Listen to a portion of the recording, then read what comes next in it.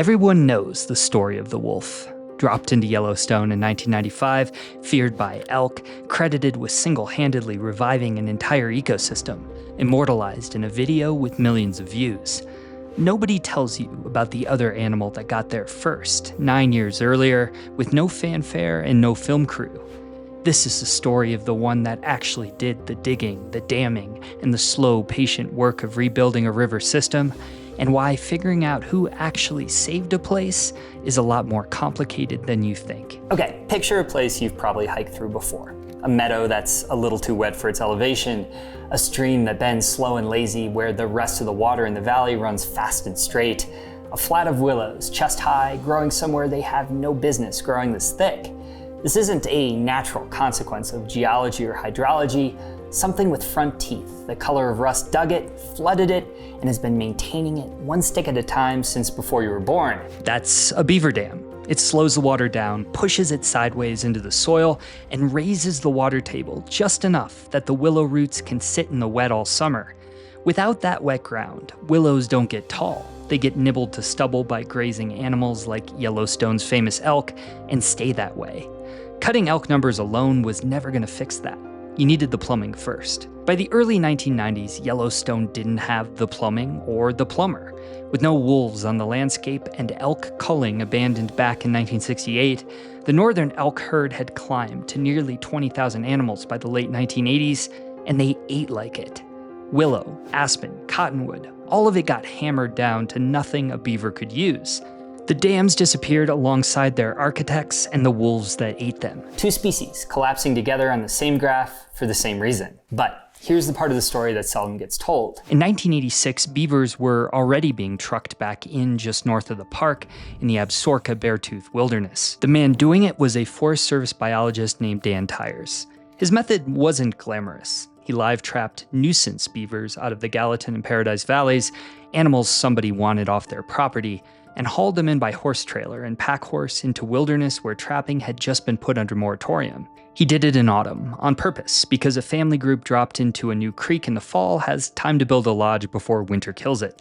Split them up, drop them off at the wrong time of year, and you've just fed the local coyotes. Tyers ran this operation from 1986 to 1999. No fanfare, just a man, a trailer, and a river that needed somebody to fix it. David Cooper, one of the researchers who later studied this system, put the logic of the reintroduction like this. Willows need beavers because beavers are what create the wet ground willows need to reproduce, which means beavers need willows too. Take either one out and the other can't come back on its own. Someone had to break that circle from the outside, and Tyers was the guy. So, what happened to that beaver population over the next 9 years while nobody was watching? Downstream from the original release sites, beavers had already colonized Holman's Meadow by 1988. That's 2 years in. By the early 1990s, another group had pushed 12 kilometers downstream from the Stillwater and Lake Abundance releases, and by 1996, they'd taken Frenchie's Meadow too. They kept expanding, drainage by drainage, stick by stick. The colonies kept packing in until they hit a ceiling. Researchers tracking the Absaroka Beartooth Meadows found the population leveled off around the year 2000, 14 years after Tyers' first horse trailer, at roughly 1.33 active colonies per stream kilometer. That's about as many beavers as the water can hold. And they didn't stop at the wilderness boundary. Park Service surveys running from 1996 to 2015 show the expansion crossing straight into Yellowstone's northern range itself, the same stretch of river the wolf's story is supposedly about. In 1996, the first full aerial survey after the wolves came back, there was exactly one beaver colony counted on Yellowstone's northern range. One. They flew it again in 1998 and again in 1999 and got the same answer both times. By 2015, there were 18. 18 colonies, all while the wolf footage was racking up views around the world, and wolves were getting credit for saving one of America's most beloved national parks. So, what's the wolf side of the story? Starting in the early 2000s, a forest ecologist named William Ripple and a colleague, Robert Bishta, began publishing a run of studies out of Oregon State, arguing that wolves had scared elk out of the river bottoms and that willows and aspens were shooting up as a result. Their 2012 paper became the citation everyone talked about. It didn't mention Dan Tyers since the beavers weren't the subject. When they did get around to the beavers in a review a few years later, they attributed the returning colony showing up to the wolves, a happy downstream consequence of the cascade rather than a cause of anything. Then a British writer named George Monbiot found the papers and turned them into eloquence. His book, Feral, retold the wolf story as a kind of ecological fable. And in 2014, he narrated a short video, 4 or 5 minutes, depending on which cut you find, for a channel called Sustainable Human, How Wolves Change Rivers, built almost entirely on Ripple's research. It found its audience fast. Within a week of posting, it had passed 1.5 million views, and it kept climbing. For a decade after that, past 43 million, one of the most watched ecology videos anyone has ever made. Translated, subtitled, and shown in classrooms around the world. And last year, the science finally had a chance to catch up with the narrative. In 2025, Ripple and his co-authors published a new figure, willow crown volume in Yellowstone, up by roughly 1,500% since the wolves came back, credited to the return of the park's large carnivores, and described by the authors as one of the strongest trophic cascades documented anywhere on Earth. 1,500%. That's now the number sitting inside a video with more than 43 million views, footnoted in a peer-reviewed journal, repeated in textbooks and TED Talks and nature documentaries, a whole lot glossier than this one. Wolves did it, the story goes, reshaped a river system just by making elk nervous. Nowhere in that number is a beaver. So, the number everyone quotes, the 1,500%, is it even measuring what they say it's measuring? Well, a new paper suggests the answer might be no. In October 2025, a team led by Daniel McNulty of Utah State and David Cooper of Colorado State filed a formal comment in the same journal, Global Ecology and Conservation, taking the 1,500% figure apart piece by piece. Here's the flaw they say is at the center of it all, and this gets a little technical. To get that number, Ripple's team used willow height to calculate crown volume. Then they used the same crown volume to calculate the increase. The thing they were measuring and the thing proving the measurement were the same number, run twice. And it gets worse under the hood. The height to volume formula they used was built for healthy, upright willows, not the stunted, chewed up, misshapen ones actually growing on the northern range for decades. Feed distorted plants into a formula built for normal ones, and the output inflates on its own. On top of that, a lot of the plots measured in 2020 weren't even the same ground surveyed in 2001. Different willows, different patches, compared as if they were the same population over time. And the whole comparison assumed Yellowstone's ecosystem had settled into some kind of steady state. It hasn't. It's still recovering. The debate over 1,500% is not really for me to legislate, but you should know it's a real debate happening in the journals.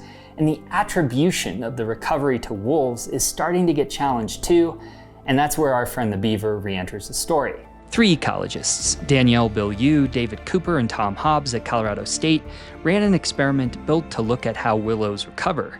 Starting in the 2000s, they fenced off willow plots to block elk entirely, and at some of those plots, they built artificial dams to raise the water table, mimicking exactly what a beaver does. Fenced only, dammed only, both, neither, dozens of sites tracked for years. After 4 years, the fenced willows with ordinary undammed water, no browsing at all, total protection from elk, averaged 106 centimeters and had basically stopped growing. The fenced willows sitting next to simulated beaver dams averaged 147 centimeters and they were still climbing, adding 19 centimeters a year.